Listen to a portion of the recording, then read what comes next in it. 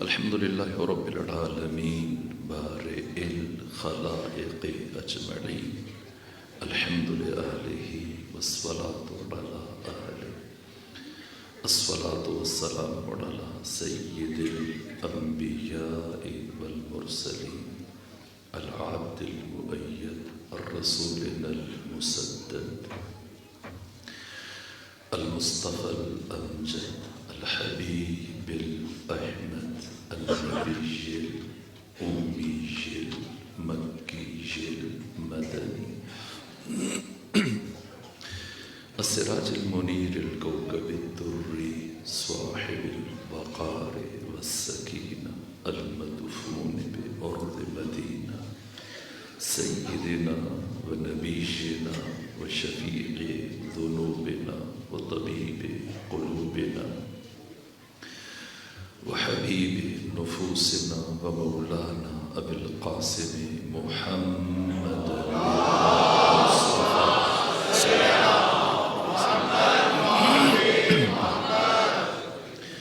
وأهل بيته الأطيبين الأطهرين الأنجبين المعصومين المظلومين ورحمة الله على أحبابهم وأصحابهم وشيرتهم ومحبيهم ومواليهم أجمعين ولعنة الله على أعدائهم ومنكري فضائلهم وغاصبي حقوقهم من يوم عداوتهم إلى الآن ومن الآن إلى قيام يوم الدين وبعد يوم الدين أما بعد فقد قال حق سبحانه وتعالى في القرآن بسم الله الرحمن الرحيم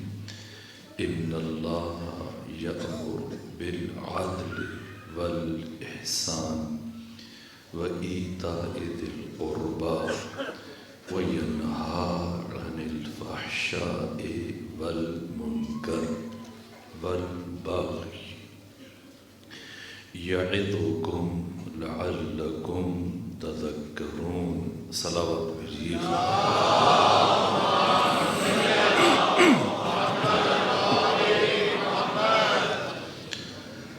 خدا سبحانہ ہم سب کو اپنی حفظ و پناہ میں رکھے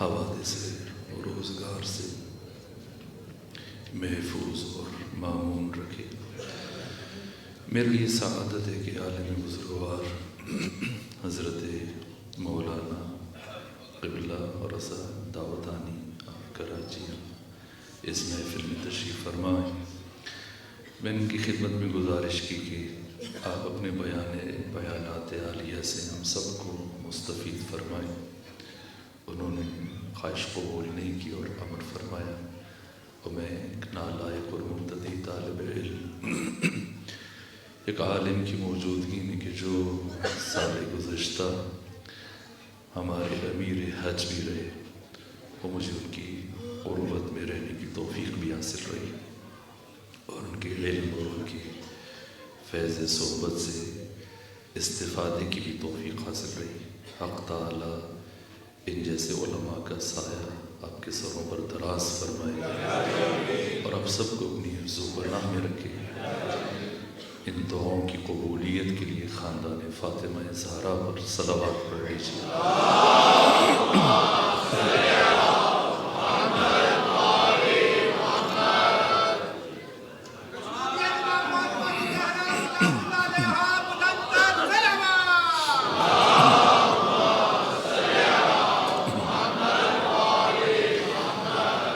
میں نے آپ کے سامنے سورہ مبارکہ نحل کی 90 نمبر آیت کی تلاوت کا شرف حاصل کیا۔ سورہ مبارکہ نحل جو 14ویں پارے میں واقع ہے اور قرآن مجید کا 16واں سورہ ہے، 128 آیتوں پر مشتمل ہے۔ اس کی آیت نمبر 90 فصاحت اور بلاغت کی معراج ہے، اس حد تک کہ جناب فیض کاشانی صاحب تفسیر صافی وہ یہ فرماتے ہیں کہ اگر قرآن مجید کی کوئی دوسری آیت نہ ہوتی، 6236 آیات میں سے صرف یہ ایک آیت ہوتی اور پورا قرآن صرف اس ایک آیت پر مشتمل ہوتا، تب بھی اس آیت کی جامعیت، وسعت، آفاقیت کو دیکھ کر انسان کہہ سکتا تھا کہ یہ قرآن تبیان لکل شیء۔ اور ابن عاشور نے اور دیگر مفسرین نے یہ کہا کہ طہارت سے لے کر کتاب الدیات تک 56 فقہی کتابوں کا نچوڑ خلاصہ، جوامع الکلم کی دوسری بڑی مثال بعد سورہ مبارکہ کوثر قرآن مجید کی یہ آیت ہے۔ یہاں تک کہ جیسی یہ آیت نازل ہوئی اور ختمی مرتبہ نے یہ آیت تلاوت فرمائی تو ولید بن مغیرہ جو اپنے زمانے کا بہت بڑا ادیب تھا، شاعر تھا، فصاحت و بلاغت میں ایک شہرت رکھتا تھا، اگرچہ مسلمان نہ ہوا، لیکن جب پیغمبر کی زبان سے مسجد الحرام میں اس آیت کی تلاوت سنی تو کہا کہ آج پہلی مرتبہ مجھے یقین ہو گیا کہ یہ قرآن کلام خدا ہے، اس لیے کہ اتنا بلیغ کلام صرف اور صرف خدا کا ہو سکتا ہے۔ اور صحابی رسول اللہ جناب عثمان بن مظعون رضی اللہ تعالی عنہ، ان کا یہ بیان ہے، وہ فرماتے ہیں کہ میں اخلاق رسول سے متاثر ہو کر میں نے کلمہ پڑھا اور رسول اسلام کا حیا کرتے ہوئے میں مسلمان ہو گیا، ان کی شخصیت سے متاثر ہو کر۔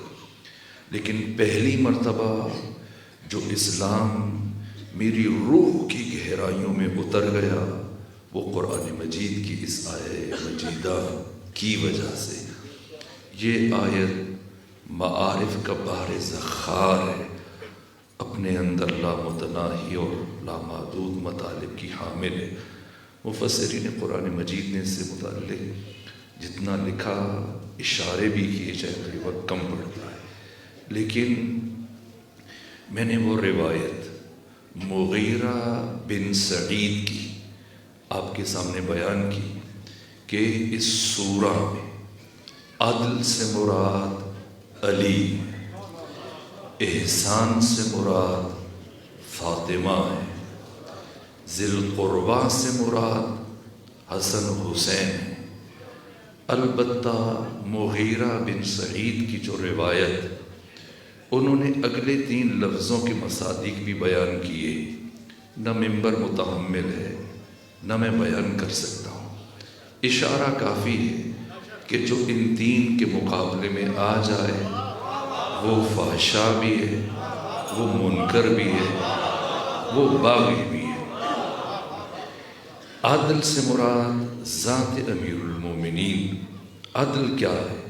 عدل کی وسعتیں، عدل کی حدود، عدل کا مفہوم۔ عدل اسارہ اور نچوڑ ہے بعثت انبیاء کا، اور عدل روح ہے غدیر کی۔ غدیر جو نتیجہ ہے ختمی مرتبت کی رسالت کا، ایسا نہیں کہ اس میں کوئی احساساتی پہلو ہے یا جذباتی پہلو ہے یا عواطف کار فرمائے، نہ، غدیر در حقیقت نوع بشر پر قیامت تک کے لیے عدل کی حکمرانی کا انتظام تھا، اور اس عالم ہست و بود میں، اس عالم آب و گل میں، اس بزم گیتی اور کائنات میں عدل کا علمبردار، مجسم عدل، سراپا عدل، اور بقول استاد شہید مرتضیٰ مطہری کے اس کائنات میں عادل علی الاطلاق، اور بقول ندائے عدالت انسانی لکھنے والے جورج جردان کے، وہ فرماتے ہیں کہ اس کائنات میں عدل مترادف علی کے، علی مترادف عدل کے۔ علی کا معنی بیان کیا جائے تو عدل لکھا جائے گا، عدل کا مفہوم بیان کیا جائے تو علی لکھا جائے گا۔ یہ عدل خود ذات امیر المومنین، مجسم عدل، سراپا عدل، امیر المومنین کی اطاعت کا راز، آپ کی ولایت کا راز آپ کی عدالت ہے۔ یہ کون سی عدالت ہے؟ یہ کون سی عدالت ہے؟ جورج جردان، میں تو جملے اسی تناظر میں عرض کروں، دیکھیں یہ بات اساسی، ورنہ میں جس طرح جناب سیدہ کی شخصیت کے ابعاد اور جہتیں عرض کر رہا ہوں اسی ترتیب سے کرتا چلا جاؤں، لیکن چونکہ اب شب شہادت ہے اور کل آخری مجلس ہے، اس لیے بچوں اور جوانوں کے لیے یہ پہلو بیان کرنا آج کی حد تک ضروری سمجھتا ہوں، ناگزیر ہے۔ یہ پہلو ایام فاطمیہ کی روح ہے۔ جناب سیدہ کی شخصیت کی جتنی بھی جہتیں ہیں، ڈائمنشنز ہیں، جہات ہیں، پہلو ہیں، وہ سب ثانوی حیثیت کے حامل ہیں۔ علم فاطمہ، زہد فاطمہ، سخاوت فاطمہ، عطاء فاطمہ، جود فاطمہ، معرفت فاطمہ، عفت فاطمہ، ایثار فاطمہ، آپ کی شخصیت کے جتنے بھی ابعاد ہیں وہ سب کے سب ثانوی حیثیت رکھتے ہیں۔ جو اساسی پہلو ہے وہ یہی ہے جسے بیان کرنے کی کوشش کی جا رہی ہے، جو نتیجہ حاصل کرنے کی کوشش کر رہا ہوں۔ مثلاً آپ فرض کر لیجیے میں یہاں تیسرا دن ہے، عقیل بھائی کا مہمان ہوں اور آپ کی خدمت میں حاضر ہو رہا ہوں۔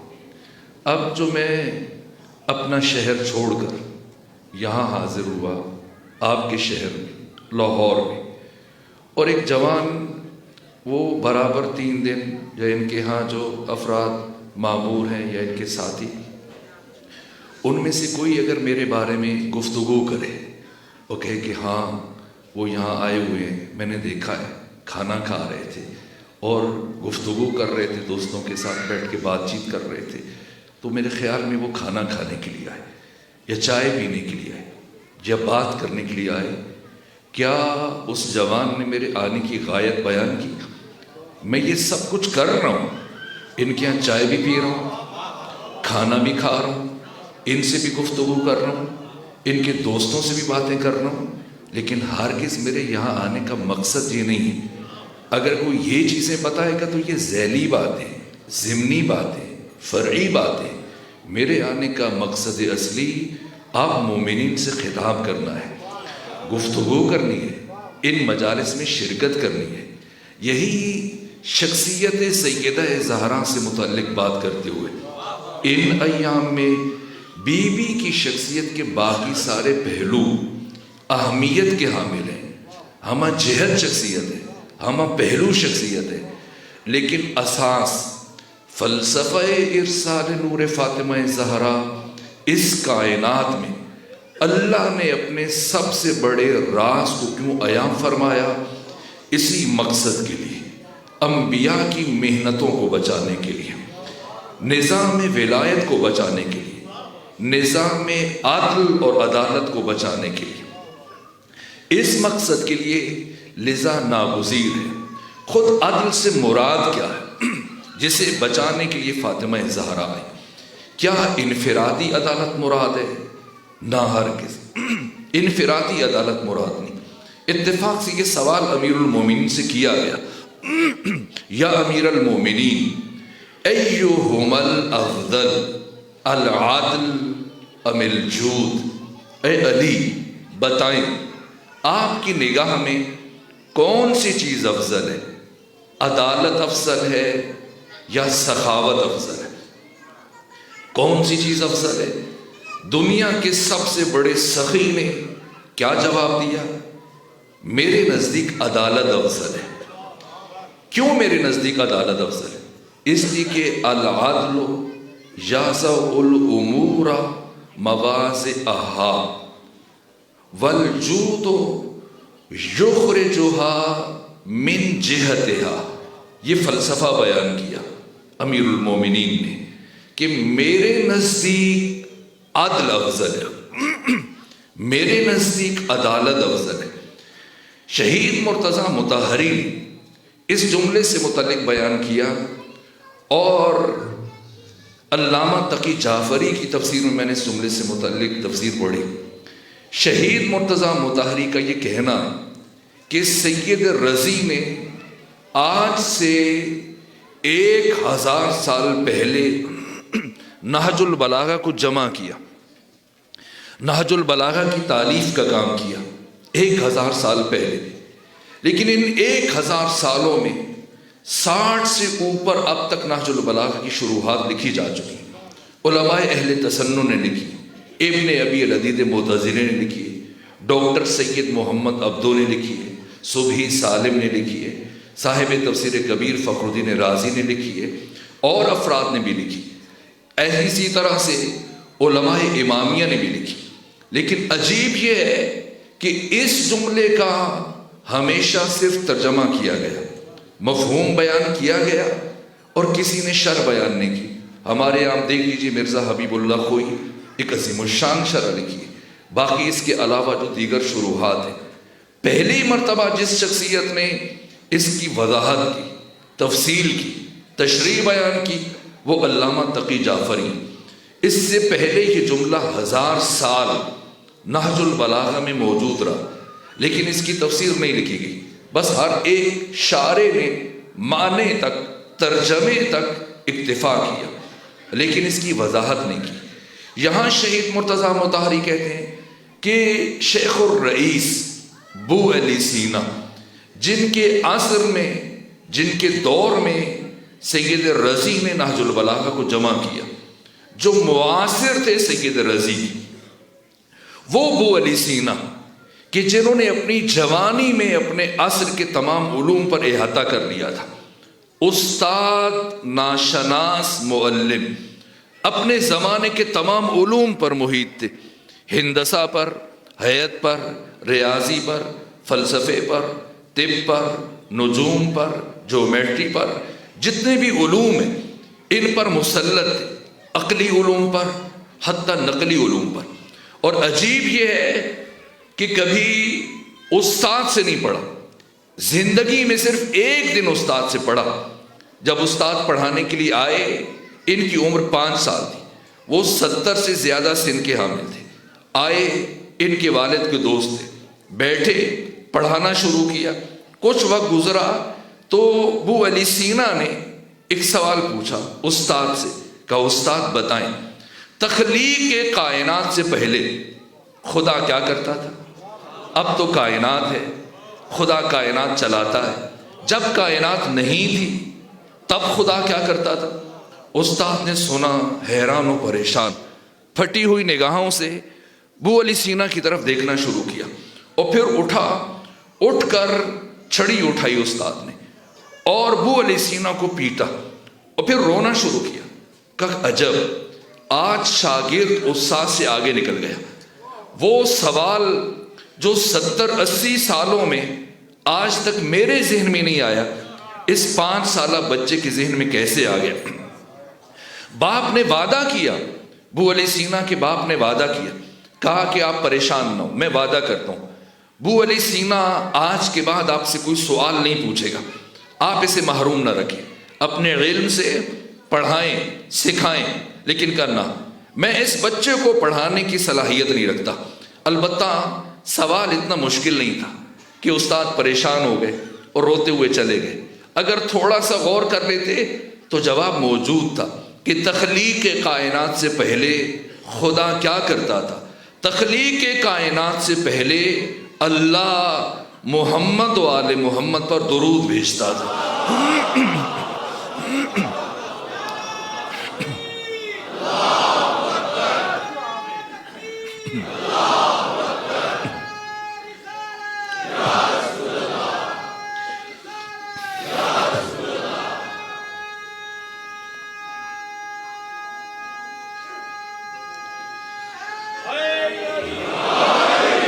یہ ابو علی سینا استاد ناشناس معلم، کسی نے استاد آیت اللہ جوادی عاملی سے پوچھا آپ بتائیں کہ ابو علی سینا سنی تھے یا شیعہ تھے؟ انہوں نے پلٹ کے جو جملہ کہا تم اس شخص کے استاد سے متعلق مجھ سے کیا پوچھتے ہو جس کا استاد نماز کے علاوہ، اس شخص کے مذہب سے متعلق تم مجھ سے کیا پوچھتے ہو جس کا استاد نماز کے علاوہ کوئی دوسری چیز نہیں تھی؟ یہ ابو علی سینا جو خود نابغہ دہر تھے، کسی استاد کے سامنے زانوہے تتلمس طے کیے بغیر اپنے عصر کے تمام علوم پر محیط تھے، اور خمینی بت شکن نے آپ سے متعلق کہا کہ بعد از انبیاء، بعد از ائمہ، اس عالم ہست و بود میں ابو علی سینا لم یکن لہ کفوا احد کا مظہر ہے۔ کوئی انسان، کوئی عالم، کوئی دانشور ابو علی سینا کا ہم پلہ نہیں۔ لیکن شہید مطہری فرماتے ہیں کہ یہ ابو علی سینا جو معاصر تھے سید رضی کے، جن کے زمانے میں سید رضی نے نہج البلاغہ کو جمع کیا، یہ جملہ بھی ابو علی سینا کی نگاہ سے گزرا ہوگا کہ اگر ابو علی سینا چاہتے کہ وہ اس جملے کا مفہوم بیان کریں، اس کی تفصیل بیان کریں، تشریح بیان کریں، تفسیر بیان کریں، تو وہ بھی عاجز تھے۔ کیوں عاجز تھے؟ اس لیے کہ اس وقت تک انسانی علوم میں اتنی وسعت نہیں آئی تھی۔ لیکن آج کا متمدن، مہذب، مثقف، آج کا باشعور انسان ان کلمات کی گہرائی کو سمجھ سکتا ہے۔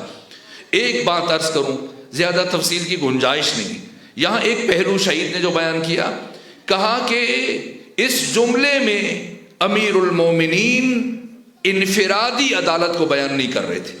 انفرادی عدل یقیناً اس سے احسان افضل ہے، اس سے جود افضل ہے۔ عدل کیا ہے؟ آپ کسی پر ظلم نہ کریں، کسی کا حق نہ کھائیں۔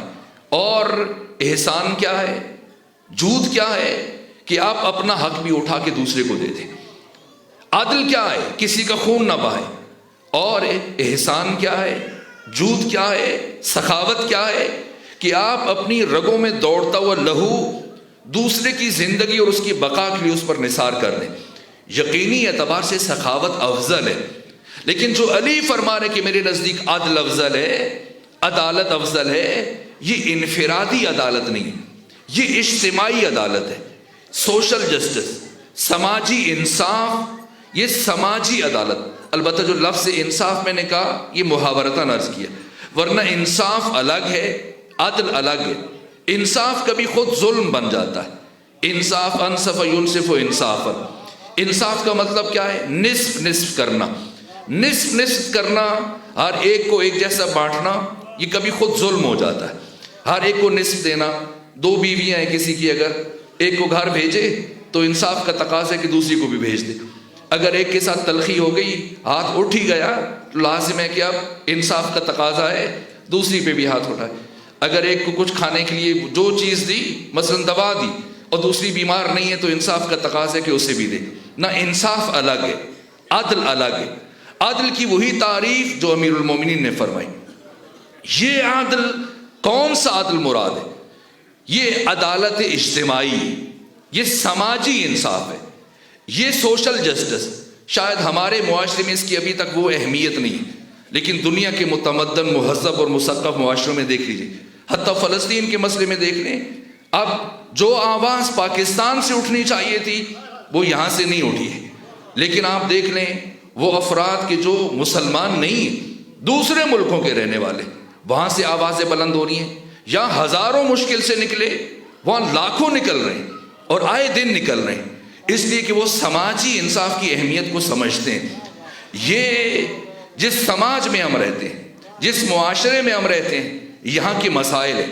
اب اس طرف میں اشارہ نہیں کر سکتا وقت کی تنگی کے باعث. یہ سماجی انصاف جس کے لیے امیر المومنین شہید ہو گئے، اور پہلی مرتبہ یہ جملہ جورج جرداق نے کہا، اس عیسائی مفکر نے، وَقُتِلَ فِي مِحْرَابِهِ لِشِدَّةِ عَدْلِهِ، علی شدت عدل کے باعث شہید ہوئے. یہ کون سی عدالت ہے جو شہادت کی وجہ بن رہی ہے؟ عدالت تو اچھی چیز سمجھی جاتی ہے ہمارے معاشرے میں. مثلا امام جماعت کو عادل ہونا چاہیے، قاضی کو، جج کو، منصف کو عادل ہونا چاہیے، طلاق کے گواہوں کو عادل ہونا چاہیے، عدالت میں جا کر گواہی دینے والوں کو عادل ہونا چاہیے. یہ عدالت پسندیدہ ہے ہمارے یہاں. وہ کون سی عدالت ہے جو علی کی شہادت کا سبب بنی؟ یہ عدالت اجتماعی ہے، یہ سماجی انصاف ہے، یہ فلسفہ ارسال رسل، فلسفہ انزال کتب، الہی نظام کا نچوڑ، روح اور خلاصہ ہے، جو خدا نے سورہ الحدید کی 25 نمبر آیت میں بیان فرمایا. لقد ارسلنا رسلنا بالبینات وانزلنا معهم الکتاب والمیزان لیقوم الناس بالقسط. نبی اس لیے آئے عدالت نافذ ہو، رسول اس لیے بھیجے گئے عدالت نافذ ہو، کتابیں اس لیے نازل کی گئیں عدالت نافذ ہو. ختمی مرتبت کو جو اتنی تاکید کی پروردگار نے اعلان غدیر کے لیے، روح غدیر قیامت تک آنے والی بشریت پر عدالت کی حکمرانی ہے. یہ عدل، عدالت، یہ سماجی انصاف، یہ سرمایہ بشریت ہے، یہ انسانیت کی وراثت ہے. غدیر کو جو فراموش کیا جائے اس کا مطلب ہے انسان کی میراث کو. غدیر کسی فرقے کی میراث نہیں ہے، کسی گروہ کی میراث نہیں ہے، کسی خاص دین یا آئین کی میراث نہیں ہے. غدیر سرمایہ بشریت ہے، کائنات کے تمام انسانوں کے لیے، سارے نبیوں کی محنتوں کا نچوڑ ہے. یہ غدیر، علی خود عدل ہے، علی خود عدالت ہے. اور آپ علی کے 5.25 سالہ اقتدار کو دیکھ لیجئے. ان 5.25 سالوں میں جو روح ہے، جو تشخص ہے، جو پہچان ہے علی کی حکومت کی، وہ علی کی عدالت ہے. یہاں تک کہ جورج جرداق جو عیسائی ہیں، غیر مسلم ہیں، یہ عظیم الشان مفکر اپنی زندگی کے 10 سال صرف کیے اور علی کی حکومت پر یہ کتاب تحریر کی. 5 جلدوں میں بھی چھپی ہے، 1 جلد میں اس کی تلخیص بھی چھپی ہے، ندائے عدالت انسانی. یہ جورج جرداق جو مسلمان نہیں، خود ان پر اعتراض ہوا، جورج جرداق تم مسلمان نہیں ہو، تم شیعہ نہیں ہو، تمہیں چاہیے تھا عیسیٰ سے متعلق کتاب لکھتے، مریم سے متعلق کتاب لکھتے، عیسیٰ کے حواریوں سے متعلق کتاب لکھتے. یہ تمہیں کیا ہوا کہ تم نے مسلمانوں کے نبی کے وصی کی شان میں ایسی کتاب لکھ ڈالی؟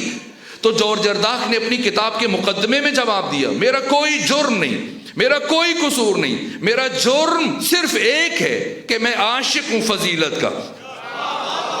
میں نے چاہا اپنی زندگی میں کیسا اثر چھوڑ جاؤں، ایک ایسی کتاب لکھ کے چلا جاؤں جس میں اس کائنات کی تمام عزتوں کو، تمام شرافتوں کو، تمام فضیلتوں کو، تمام تر کمالات کو اس ایک کتاب میں یکجا کر دوں.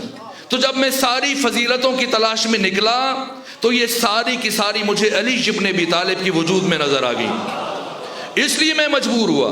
لیکن اس کتاب کا جو اساسی عنوان ہے اور جو روح ہے اس کتاب کی، وہ عدالت علی ہے.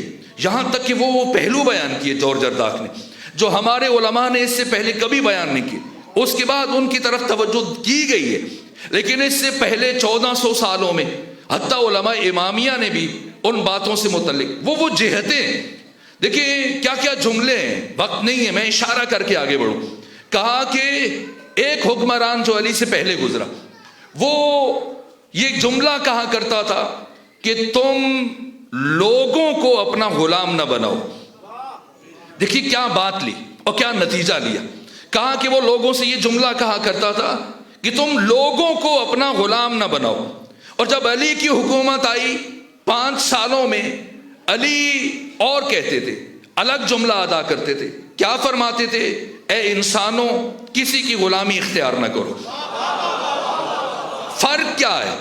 کہ علی سے پہلے وہ کہتا تھا کہ کسی کو اپنا غلام نہ بناؤ، علی فرماتے تھے تم کسی کی غلامی اختیار نہ کرو. کیا ان دو تفکرات میں بنیادی فرق کیا ہے، اساسی فرق کیا ہے؟ کہا مخاطبین سے فرق روشن ہو جائے گا۔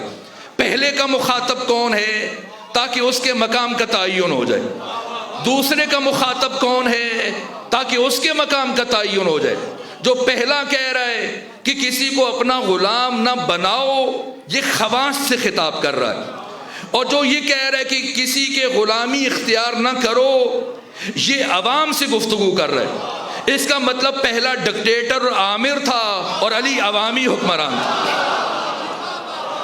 علی عوامی حکمران ہے، علی عوامی لیڈر ہے جو ہر انسان سے گفتگو کر رہے ہیں کہ تم کسی کی غلامی میں نہ جاؤ۔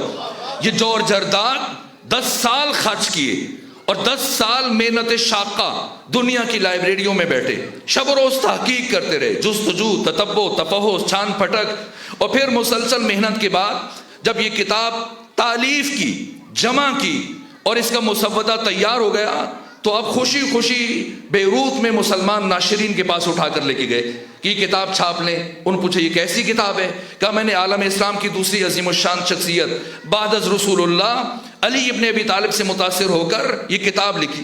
تو وہ سوچ رہے تھے کہ میں عیسائی ہوں اور مسلمانوں کی دوسری بڑی شخصیت سے متعلق جب کتاب لکھ رہا ہوں تو یہ خوشی خوشی ہاتھوں ہاتھ میری تحقیق کو لیں گے اور چھپائیں گے۔ لیکن کہا کہ کوئی مسلمان ناشر اس کتاب کو چھاپنے کے لیے تیار نہ ہوا۔ ایک کے بعد دوسرے کے پاس گیا، دوسرے کے بعد تیسرے کے پاس گیا، یہاں تک کہ 20 ناشرین کے پاس گیا۔ جب وہ پوچھتے تھے کہ کیا لکھا ہے اور میں بتاتا تھا میں نے یہ لکھا ہے، تو وہ عذرخواہی کرتے تھے کہ جاؤ کسی اور سے چھپا لو، ہم اس کتاب کو نہیں چھاپیں گے۔ یہاں تک کہ جورج زرداق مایوس ہونے لگا، اس لیے کہ 10 سالوں میں سارا وقت تحقیق اور جستجو میں خرچ کر دیا، اور سرمایہ جو تھا وہ اسی میں خرچ کرتے رہے، اور اب کیسے چھپوائیں؟ اپنی محنت ضائع ہوتے ہوئے نظر آئی، یہاں تک کہ اپنی عبادت گاہ میں چلے گئے اور جا کر پریشانی میں بیٹھ گئے۔ اور کچھ لمحوں کے بعد اس حالت میں جب یہ سر جھکائے، حیران پریشان دکھی اور سوگوار بیٹھے تھے، ایسے میں ایک عیسائی پادری آیا۔ یہ میخائیل نعیمہ نے لکھا، جو آخری ایڈیشن چھپا ہے صوت العدالت الانسانیہ کا، اس کے مقدمے میں دیواچے میں میخائیل نعیمہ نے یہ جملے لکھے کہ وہ عیسائی پادری آیا اور پوچھا کیا بات ہے، اتنے پریشان بیٹھے ہو؟ تو کہا میں نے وجہ بتائی کہ میں کیوں پریشان بیٹھا ہوں۔ کہا اچھا کوئی بات نہیں، تم بیٹھو، میں کچھ دیر میں آتا ہوں۔ اور پھر کچھ دیر کے بعد وہ عیسائی پادری آیا اور ایک رقم کی تھیلی لے کر اور میرے سپرد کی کہ جاؤ پریشان نہ ہو، اس کتاب کو چھپاؤ۔ جورج زرداق کہتے میں خوشی خوشی چلا گیا کتاب چھپوانے کے لیے، سمجھنا ہے علی کون ہے تاکہ سمجھ میں آ جائے قیام فاطمہ زہرا کی حکمت کیا ہے۔ علی کون ہے؟ علی کسی گروہ کی میراث نہیں، علی سرمایہ بشریت ہے۔ جورج زرداق کہتے ہیں کہ اس پادری نے مجھے یہ رقم دی، میں نے اٹھائی، جا کے کتاب کو چھپوایا، اور معجزانہ طور پر یہ کتاب چند دنوں میں بک کر ختم ہو گئی، اور میں نے وہ رقم جمع کی، اس کا ایک حصہ اپنے اس عیسائی پادری کو لوٹانے کے لیے لے آیا، باقی میں نے دوسرے ایڈیشن کے لیے رکھ لی۔ اور جب آیا اور اس کو دیے پادری کو تو اس نے لینے سے انکار کر دیا کہ میں نے دینے کے لیے نہیں لیے تھے۔ تو جورج زرداق کہتے ہیں میخائیل نعیمہ نے لکھا، کہا کہ جورج زرداق نے کہا کہ اس وقت میں پریشان تھا، اس لیے آپ سے سوال نہیں کر سکا کہ آپ یہ مجھے کیوں دے رہے ہیں، جبکہ مسلمان جنہیں یہ کتاب چھاپنی چاہیے تھی وہ نہیں چھاپ رہے، تو آپ عیسائی ہونے کے باوجود اس کتاب کی چھاپنے کا اہتمام کیوں کر رہے ہیں، کیوں میری مدد کر رہے ہیں؟ چونکہ میں پریشان تھا، مجھے خیال نہیں آیا، لیکن اب جب کہ میری پریشانی دور ہو گئی اور کتاب چھپنے کے بعد تقسیم ہو چکی اور میں آپ کی رقم واپس لے آیا، تو آپ کو یہ لے لینی چاہیے، کیوں انکار کر رہے ہیں؟ تو اس عیسائی پادری نے جو جواب دیا کہ جورج زرداق، مجھے لگتا ہے کہ تم نے اپنی تحقیق کے دوران اپنے مکتب کی قدیم کتابوں کا مطالعہ نہیں کیا۔ میں نے پوچھا کیوں؟ وہ کون سا پہلو ہے جو میری نگاہ سے نہفتہ رہ گیا، مخفی رہ گیا؟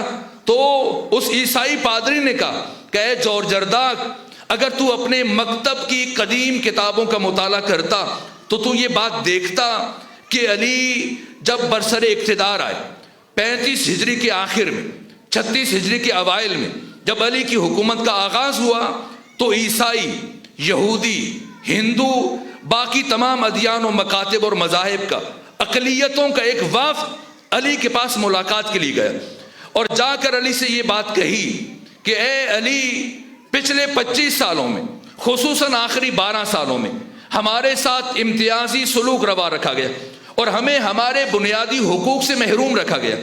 آج ہم سب وفد کی صورت میں آپ کے پاس اس لیے حاضر ہوئے، ہم چاہتے ہیں کہ آپ کے عہد حکومت میں ہمارے حقوق ہم سے سلب نہ کیے جائیں، ہمیں ہمارے بنیادی حقوق دیے جائیں۔ کہا اس دن علی ابن ابی طالب نے اس اقلیتوں کے وفد کے جواب میں صرف ایک جملہ کہا، فرمایا جاؤ چلے جاؤ، میرے عہد حکومت میں کسی فرد کے ساتھ معمولی زیادتی نہیں ہوگی، معمولی زیادتی نہیں ہوگی، کسی کا کوئی معمولی حق سلب نہیں کیا جائے گا۔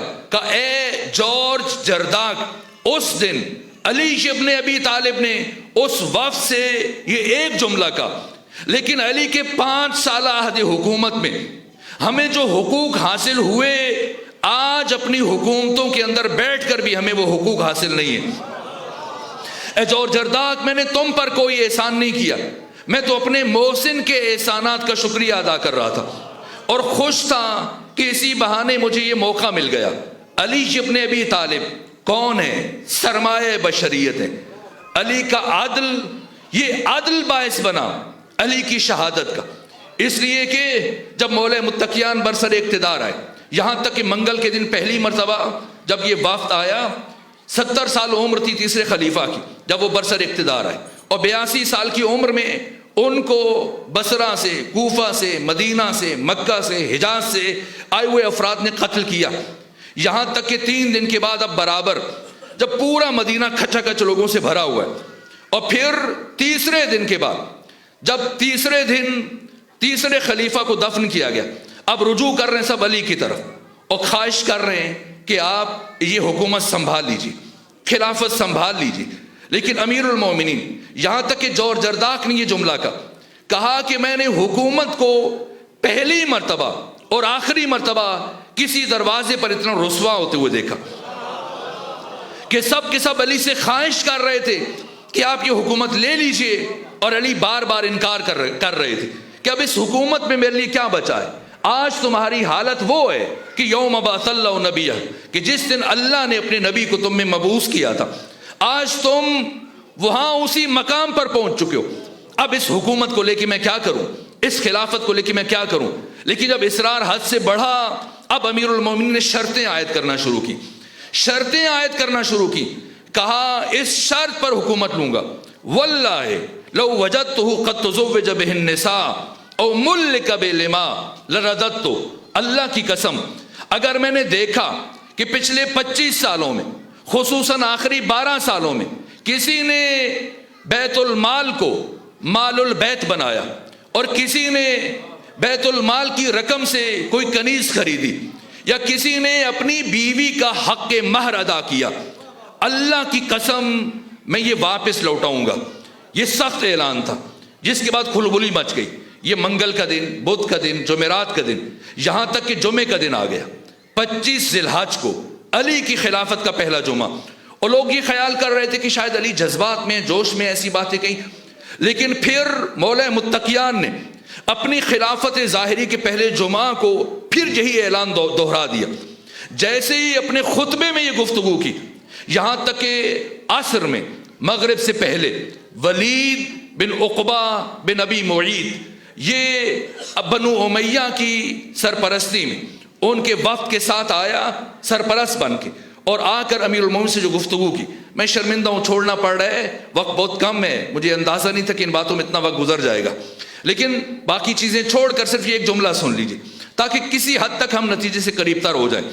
اور ولید بن عقبہ نے یہ جملہ کہا اے علی ابن ابی طالب، ماضی میں ہمارے بڑے بڑے سورما 9 سالوں میں آپ کے ہاتھوں سے 83 جنگوں میں قتل ہوئے، بڑے بڑے دلاور، بڑے بڑے بہادر، آپ جانتے کہ ہمارے دل ابھی تک دکھی، ہم آج تک حالت سوگ میں اور ہم انہیں بھلا نہیں سکے، لیکن اس کے باوجود ہم انہیں بھولنے کے لیے تیار ہیں اور آپ کی بیعت کرنے کے لیے تیار ہیں، لیکن ہماری شرط ہے کہ یہ پہلی شرط ہے کہ عثمان بن عفان کے قاتلین کو ہمارے سپورٹ کریں تاکہ ہم قصاص لیں، اور دوسری شرط ہے کہ جو اعلان آپ برابر کر رہے ہیں اور آج جو آپ نے نماز جمعہ کی خطبہ میں اعلان کیا یہ واپس لے لیجیے.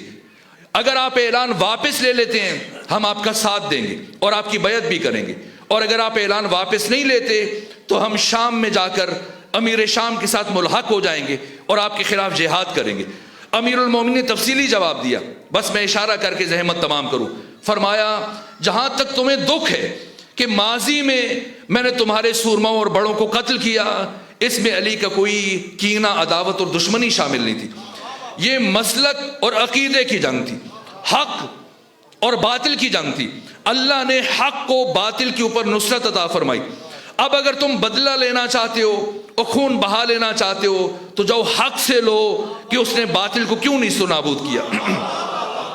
اور جہاں تک تمہارا یہ کہنا کہ میں عثمان بن عفان کے قاتلین کو تمہارے سپرد کروں تاکہ تم قصاص لو, اگر میں اس کام کو ضروری سمجھتا تو تمہارے آنے سے پہلے یہ کام میں انجام دے چکا ہوتا. اور جہاں تک تمہارا یہ کہنا ہے کہ میں ماضی سے کوئی سروکار نہ رکھوں اور مستقبل میں اپنی پالیسیوں کو جاری کروں اور نافذ کروں تو علی مجبور ہے, اس لیے کہ علی عبد ہے اور یہ وہ ذمہ داری ہے جو اللہ نے علی کے کندھوں پر عائد کر دی ہے. اس لیے میں ہر حال میں حدود الہیہ کا اجرا کروں گا. یہ اعلان سنتے یہاں سے دوڑے لگ گئیں اور مدینہ سے بنو امیہ اور دیگر افراد نکل کر شام کی طرف جانے لگے. وہ افراد جنہوں نے امیر المومنین کی بیعت نہیں کی تھی. حسان بن ثابت جس نے غدیر کے موقع پر پیغمبر کا اعلان غدیر سننے کے بعد پورے پیغمبر کے کلام کو منظوم شکل میں شعر کی صورت میں وہی کھڑے صحابہ کے سامنے پڑھا تھا, جس کے بعد پیغمبر نے فرمایا تھا اے حسان ایک روح القدس اس وقت تک تمہاری تائید کرتا رہے گا جب تک کہ تو ہم محمد و آل محمد کی تائید کرتا رہے گا. لیکن یہی حسان بن ثابت اس نے امیر المومنین کی بیعت سے انکار کیا اور امیر المومنین نے دوبارہ نہیں فرمایا کہ بیعت کرو. مغیرہ نے بیعت سے انکار کیا, حضرت نے نہیں فرمایا تم بیعت کرو. عبداللہ ابن عمر اور سعد بن ابی وقاص سوائے ان دو افراد کے انہیں حضرت نے بٹھایا اور پھر ان سے یقین دہانی کروائی کہ تم کسی طرح کی تخریب کاری نہیں کرو. باقی جتنے بھی افراد ہیں یہاں تک کہ اسامہ بن زید جو پہلی حکومتوں میں مخالف بھی رہے لیکن اس کے باوجود مولا متقیان کی بیعت نہیں کی, اور بہت سارے افراد نے بیعت نہیں کی. حضرت نے کسی سے سروکار نہیں رکھا سوائے دو افراد کے. اور جب کہا کہ اچھا باقی تفصیلات ہیں, یہاں تک کہ عبداللہ ابن عمر سے متعلق کہا کہ ضمانت دو یا کسی کو بلاؤ کہ وہ ضمانت دے کہ تم تخریب کاری نہیں کرو گے. جب کوئی نہیں اٹھا تو مولا متقیان نے فرمایا میں خود تمہاری ضمانت دیتا ہوں. یہ علی ہیں جنہوں نے کسی سے کوئی سروکار نہیں رکھا اور یہاں سے آپ کی حکومت کا آغاز ہوا. یہ 5 سال جن سے متعلق خلیل جبران نے کہا, جن سے متعلق بڑے بڑے دانشور مستشرقین غیر مسلم مفکرین کہتے ہیں کہ تاریخ انسانی میں سب سے عظیم الشان دور حکومت علی ابن ابی طالب علیہ السلام کا تھا.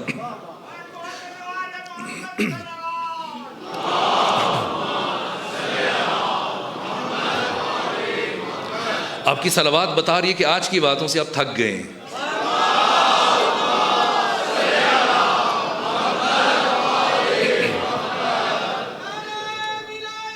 علی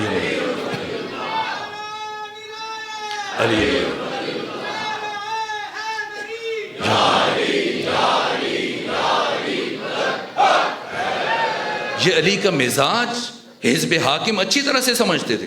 تمام افراد قریبی خواص, دیکھیے ہر سوسائٹی میں جو اصل ہوتی ہے جو تبدیلی لے کے آتے ہیں وہ چند چہرے ہوتے ہیں, ایک کم تعداد ہوتی ہے, باقی عوام ان کے پیچھے چل پڑتے ہیں.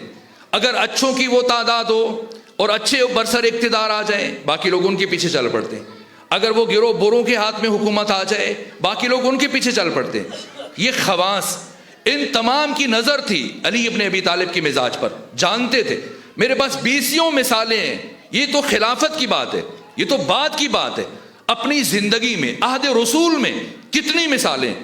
یہاں تک کہ اگر میں خود آپ کو غدیر کے موقع پہ مثال دوں, مولا متقیان کو پیغمبر گرامی اسلام نے یمن بھیجا تھا کہ آپ وہاں جائیں تبلیغ دین کریں اور خمس اور زکوٰۃ مال خدا مال امام بھی ساتھ لے کے آئیے, وہاں سے جمع کر کے لے کے آئیے. اور خود راستے کی آبادیوں سے پیغمبر جب ہوتے ہوئے پہنچے مکہ کی طرف, متعشہ, سیرف, منصرف, قجت, عرق الزبی, مرو زہران, اسایا, ابوا, ان سارے مقامات سے ہوتے ہوئے مختلف جگہوں سے لوگوں کو اکٹھا کرتے ہوئے عظیم الشان اجتماع. اور علی ابن ابی طالب سے بھی فرمایا کہ اکیلے نہ آئیے گا, جتنے لوگوں کو ساتھ لے کے آ سکتے ہیں لے کے آئیے گا۔ 13,000 افراد علی یمن سے لے کے آ رہے، لیکن پیغمبر سے ملاقات کے اشتیاق میں مولا متقیان نے اس تمام اموال جو صحابہ کی ٹیم ساتھ لے کے گئے تھے ان کے سپورٹ کیے، اور باقی 13,000 افراد بھی ان کے ساتھ ہیں۔ وہ خود گھوڑے کو ایڑ لگائی، دوڑتے وہ ختمی مرتبت کے پاس پہنچے، اور مکہ میں داخل ہونے سے پہلے پیغمبر سے ملاقات ہوئی، اور کہا پیغمبر نے کہ علی میں آپ کا احرام اٹھا لایا تھا، اب آپ بتائیں کہ آپ نے کس نیت سے کیا حج کی نیت باندھی۔ اب امیر حج کے سامنے میں یہ جملے عرض کروں تو مولا متقیان نے فرمایا کہ میں نے اپنی نیت کو اللہ کے رسول کی نیت کے تابع کر دیا، اور خدا کی بارگاہ میں یہ کہا تھا کہ جو تیرے نبی کی نیت وہ تیرے علی کی نیت۔ اس کے بعد پیغمبر سے ملے، اور پھر واپس دوبارہ ان صحابہ کے پاس پہنچے جن کے پاس یمن سے حاصل شدہ غنیمت اور خمس اور زکوٰۃ کے اموال موجود تھے، لیکن جیسے ہی مولا متقیان پہنچے تو دیکھا کہ انہوں نے یمنی چادریں اوڑھی ہوئی ہیں، مفلر گلے میں پہنے ہوئے ہیں، یمنی ٹوپیاں جو بڑی خوبصورت تھیں انہوں نے اپنے سروں پر سجائی ہوئی ہے۔ مولا متقیان نے حیرت سے سوال پوچھا، سلام نہیں کیا، یہ تاریخ پڑھیے، سلام نہیں کیا، بلکہ ایک سے پوچھا کہ کہاں سے لیا تم؟ کہا کہ ظاہر ہے پیغمبر ہمیں ہی دیتے، یہ ہمارا حصہ بنتا ہے، تو جب پیغمبر نے جا کے ہمیں دینا تھا تو ہم نے پہلے پہن لیا کہ اب جائیں گے ہزاروں لوگ ہوں گے تو وہ کپڑے میلے ہو چکے ہیں، ہم نے اس لیے ٹوپی پہن لی، مفرل اوڑھ لیے، یہ ردا اوڑھ لی۔ مورخین نے لکھا ہے، سب نے لکھا ہے، حتیٰ ابن خلدون نے لکھا، علی ابن ابی طالب آگے بڑھے اور آگے بڑھ کر یہ نہیں کہا کہ اتارو، نہ، ان کے سروں سے ٹوپیوں کو اچک لیا اور وہ مفلر گلوں سے کھینچ لیے، اور وہ ردا ان سے واپس لے کر غصے سے اسی ڈھیر میں واپس رکھی، اور تمام وہ ساتھی غصے سے چہرے سرخ، یہاں تک کہ ختمی مرتبت کے پاس پہنچے علی ابن ابی طالب کی شکایت لے کر، اور سب نے کہا کہ علی بہت خشن ہے، علی بہت سخت گیر ہے، علی نے ہماری انسلٹ کی، ہماری توہین کی ہے، وہ مفلر ہم سے لے لیے جو آپ نے ہمیں بعد میں دینے ہی تھے، ہم نے سوچ کر کے کہ چلیں کپڑے میلے ہو چکے ہیں سب کے سامنے جانا ہے اس لیے ہم نے وہ پہن لی۔ پیغمبر نے کیا فرمایا؟ فرمایا انہو خشن فی دین اللہ، علی خشن نہیں ہے لیکن دین خدا کے معاملے میں، حدود الہیہ کے اجرا کے معاملے میں علی ابن ابی طالب خشن ہے۔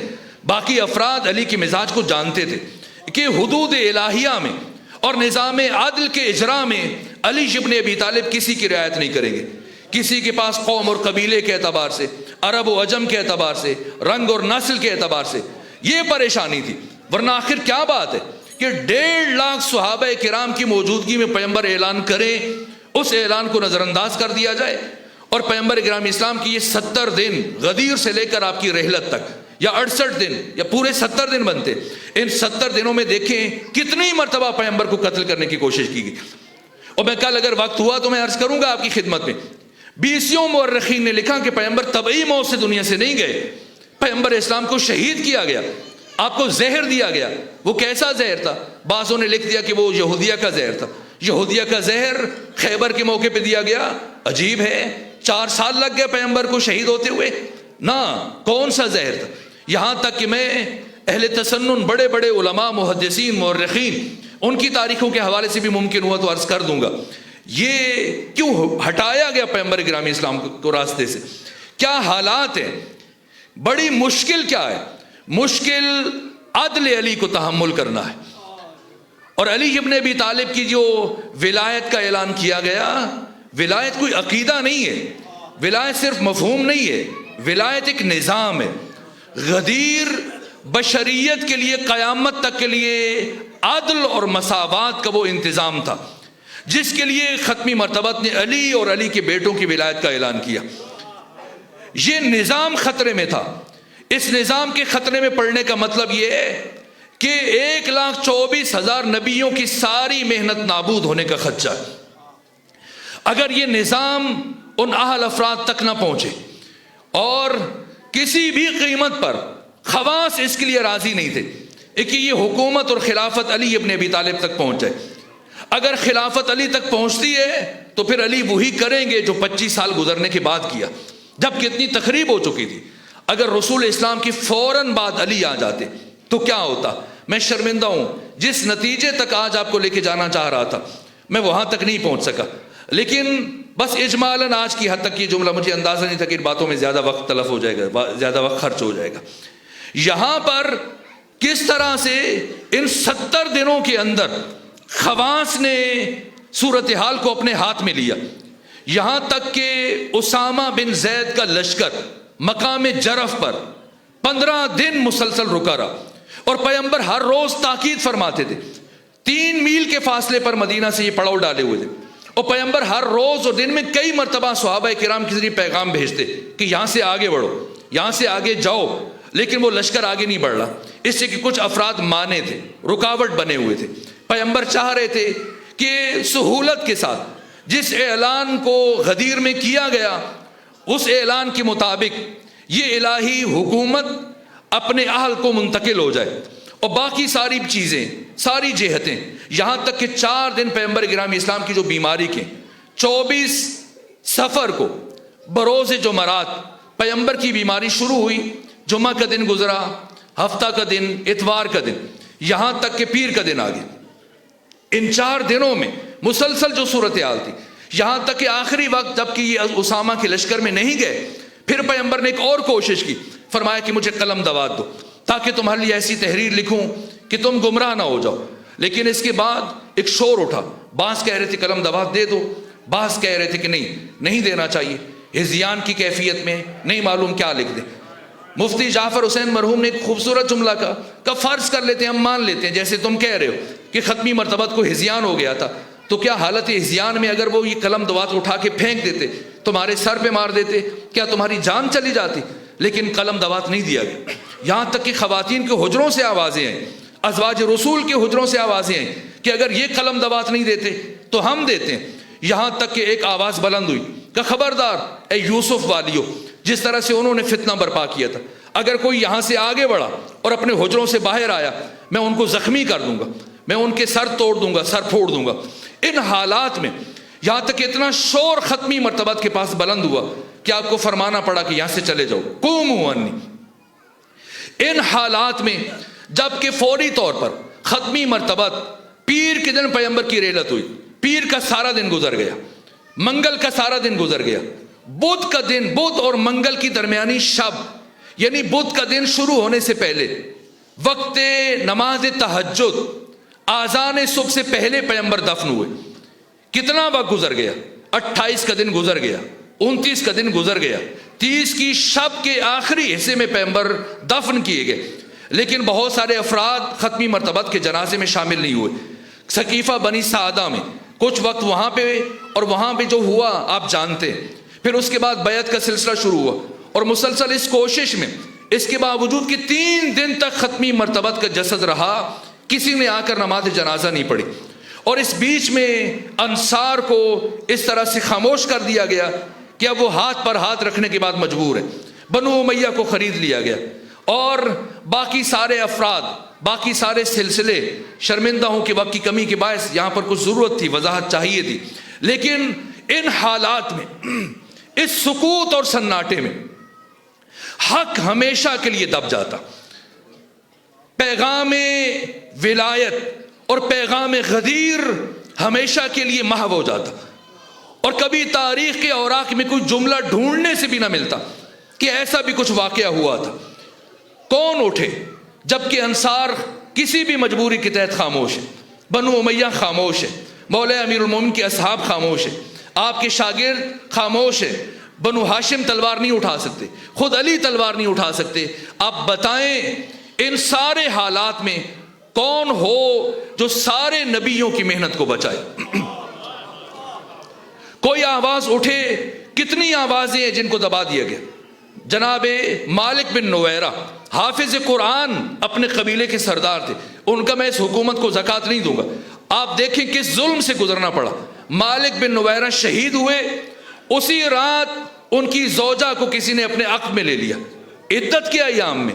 جو حملہ آور ہے اس نے آ کر اور اس کو خطا اجتہادی کہہ دیا گیا۔ سعد بن عبادہ جیسی شخصیت کو شہید کر دیا گیا، اپنے قبیلے کے سردار تھے۔ اتنی قوی آوازیں، جو بھی حزب حاکم کے خلاف آواز بلند ہو سکتی ہے، تمام آوازوں کو ان کے گلوں میں دبا دیا گیا۔ مطمئن تھے، اور حزب حاکم بہت مطمئن تھا کہ اب ہمیں کوئی پریشانی نہیں ہے۔ ان کے وہم و گمان میں بھی نہیں تھا کہ ایک ایسی آواز بلند ہو سکتی ہے جسے قیامت تک نہیں دبایا جا سکتا۔ وہ آواز نبی زادی فاطمہ زہرا سلام اللہ علیہ کی تھی۔ فاطمہ زہرا معلمہ سیاست دینی، آپ نے بھی وہ انداز اختیار کیا، وہ روش اختیار کی، وہ راستہ انتخاب کیا، ان شرکائے سفر کا انتخاب کیا کہ اب جب پہنچ گئی ایک مرتبہ دربار میں، 20 مرتبہ کوشش کی گئی خطبہ سیدہ زہرا کو قطع کرنے کی، لیکن کوششوں کے باوجود خطبہ سیدہ کو قطع نہ کیا جا سکا۔ ایک انقلاب برپا ہو گیا۔ اس کے نتیجے میں حزب حاکم اب مجبور ہے، اس کے پاس راستہ نہیں ہے سوائے اس کے کہ وہ سیدہ زہرا کو اپنے راستے سے ہٹائے۔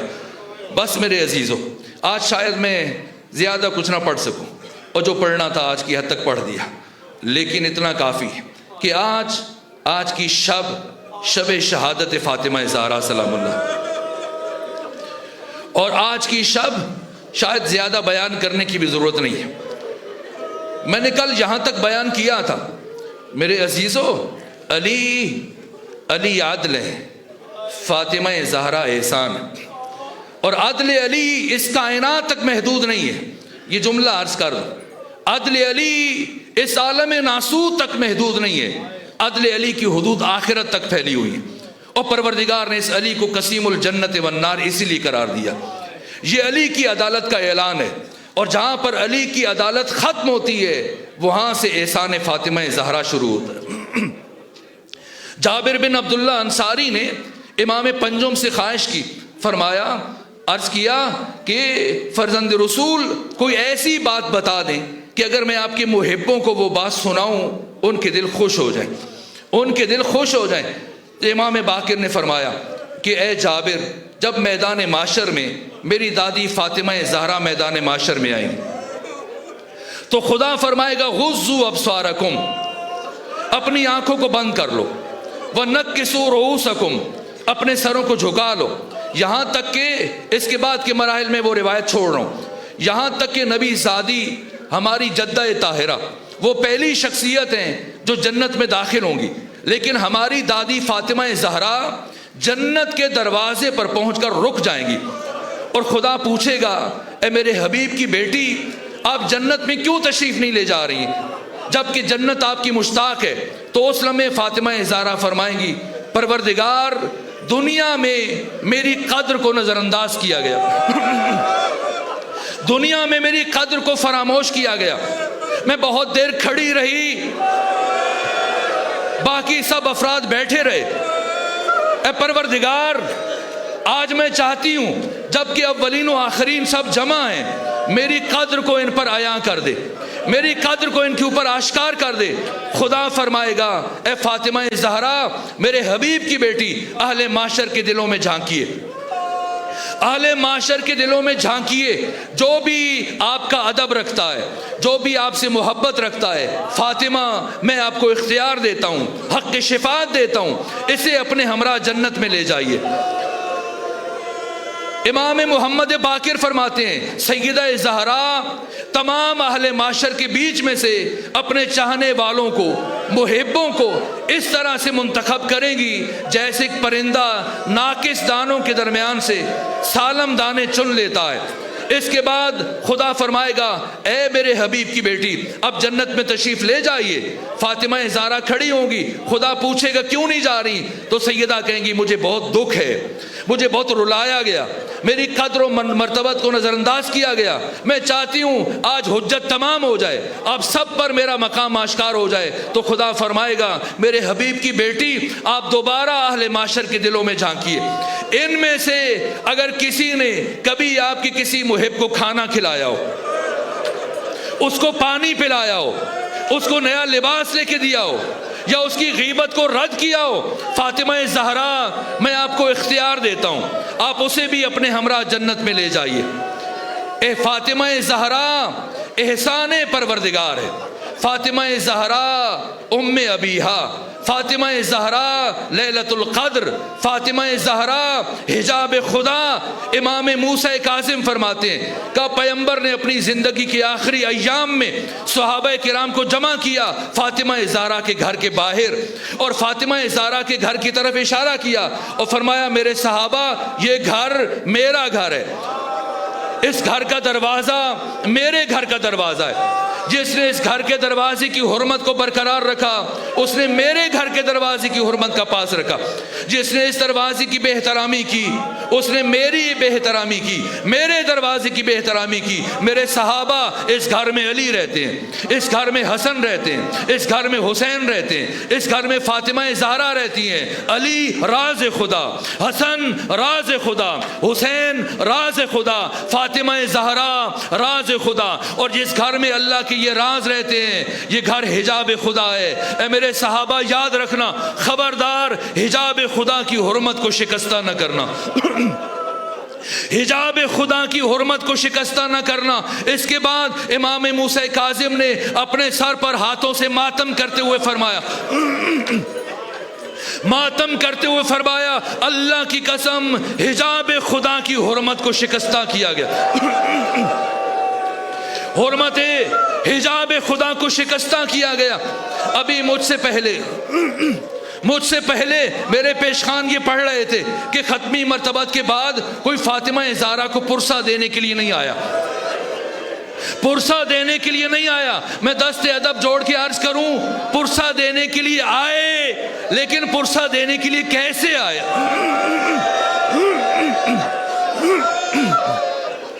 ایک صحابی رسول بیان کرتے ہیں، وہ کہتے ہیں کہ میں انتقال رسول کے موقع پر مدینہ میں موجود نہیں تھا، میں باہر تھا، مجھے وفات رسول کی خبر ملی، میں جلدی مدینے کی طرف چل رہا تھا، لیکن جیسے میں مدینے میں داخل ہوا میں نے پیغمبر کی گلی میں دھواں اٹھتے ہوئے دیکھا، میں نے ختمی مرتبت کی گلی میں، بنو ہاشم کی گلی میں دھواں اٹھتے ہوئے دیکھا، تو مجھے یہ خیال آیا کہ مسلمانوں نے پیغمبر کی اس وصیت کا پاس نہیں رکھا جو پیغمبر نے فرمایا تھا کہ اگر کسی گھر میں کوئی مر جائے تو وہاں پر کھانا نہیں پکنا چاہیے، دوسروں کو کھانا بنا کر اس کے لواحقین تک لانا چاہیے۔ تو شاید صحابہ نے اس بات کا خیال نہیں رکھا اور کھانا بنا کر گھروں سے نبی زادی کے لیے نہیں لے کر گئے۔ جب ہی اس گھر سے دھواں اٹھ رہا ہے، کہا جب لیکن میں پہنچا تو منظر بہت عجیب تھا۔ کیا منظر تھا؟ علی ابن ابی طالب کے گلو اطہر میں رسی،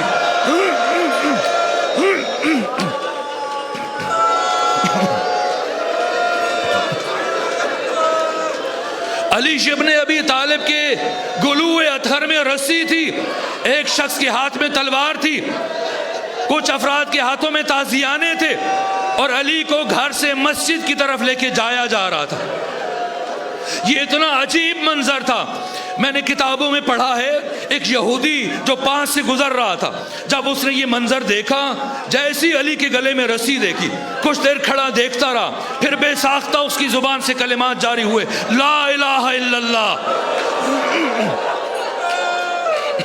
محمد الرسول اللہ علی ولی اللہ۔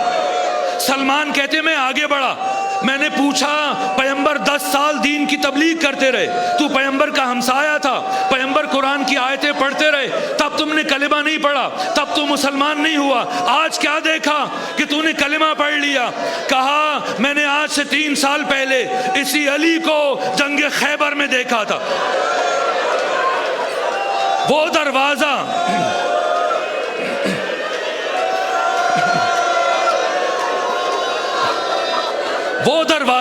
جسے 20 لوگ مل کر کھولتے تھے، مل کر بند کرتے تھے، میں نے اپنی نگاہوں سے دیکھا علی نے اس دروازے کو جنبش 10 سے فضاؤں میں اچھال دیا۔ آج وہی علی چند اوباشوں کے ہاتھوں اسیر ہے۔ کچھ تو بات ہے، اگر یہ ولی خدا نہ ہوتا اور یہ محمد مصطفیٰ کا حقیقی جانشین نہ ہوتا تو اتنا بڑا صبر ممکن نہیں تھا، اتنا بڑا صبر ممکن نہیں تھا، اتنا مشکل مرحلہ تھا جب علی کے گلے میں رسی تھی۔ ایک مرتبہ ابو ذر کا ہاتھ تلوار کی طرف بڑھا، ابو ذر کا ہاتھ تلوار کی طرف بڑھا، علی کی نگاہ جب ابو ذر پر پڑی، ابو ذر سے کچھ نہیں کہا، سلمان کی طرف دیکھا، سلمان کی طرف دیکھا، سلمان دوڑتے ہوئے ابو ذر کے پاس گئے، پوچھا تو فاتح خیبر سے بڑا شمشیر زن ہے؟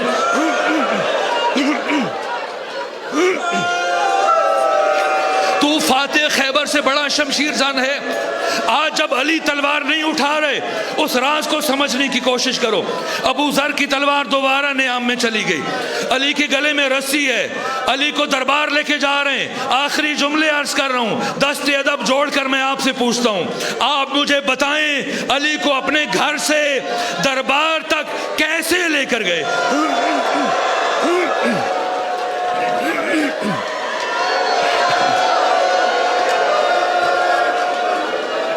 علی کو گھر سے دربار تک کیسے لے کر گئے؟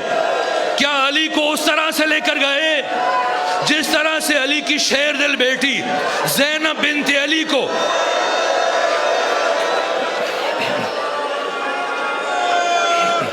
کربلا سے کوفہ سے شام لے کر گئے؟ نہیں, علی کو ایسے لے کر نہیں گئے. علی کو اتنی بے ادبی سے لے کر گئے کہ فاطمہ زہرا اپنی ٹوٹی ہوئی پسلیوں کو بھول گئیں.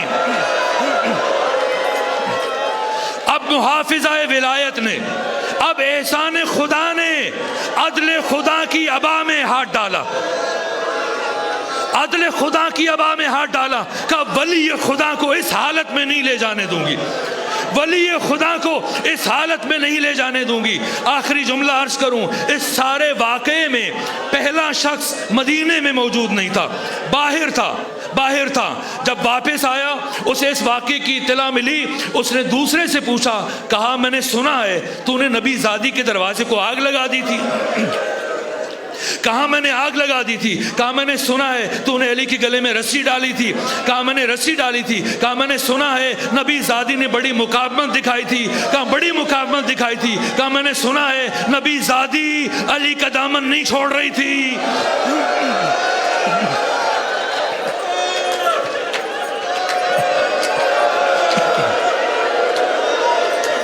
کہا نہیں چھوڑ رہی تھی. کہا پھر بتا کیسے چھڑوایا؟ کہا ہم نے علی کے گلے میں رسی ڈالی.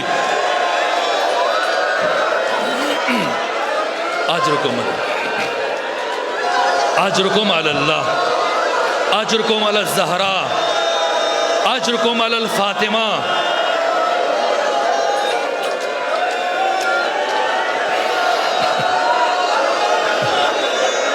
اجازت دے کہ روایت مکمل کروں. ہم نے علی کے گلے میں رسی ڈالی, علی کو مسجد کی طرف کھینچنا شروع کیا اور فاطمہ زہرا نے اپنا ہاتھ علی کے دامن میں ڈال دیا. ہم نے سوچا خاتون ہے, کمزور ہے, زخمی ہے, اگر علی کو زور سے کھینچا تو فاطمہ زہرا کا ہاتھ چھوٹ جائے گا. لیکن نبی زادی نے علی کے دامن کو اتنی مضبوطی سے تھام رکھا تھا کہ جیسے جیسے ہم علی کو کھینچ رہے تھے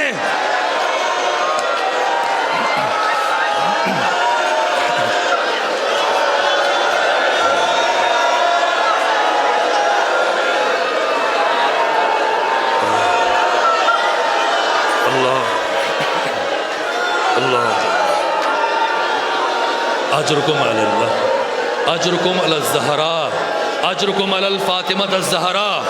جیسے جیسے علی کو کھینچ رہے تھے نبی زادی علی کے ساتھ کھینچتی چلی جا رہی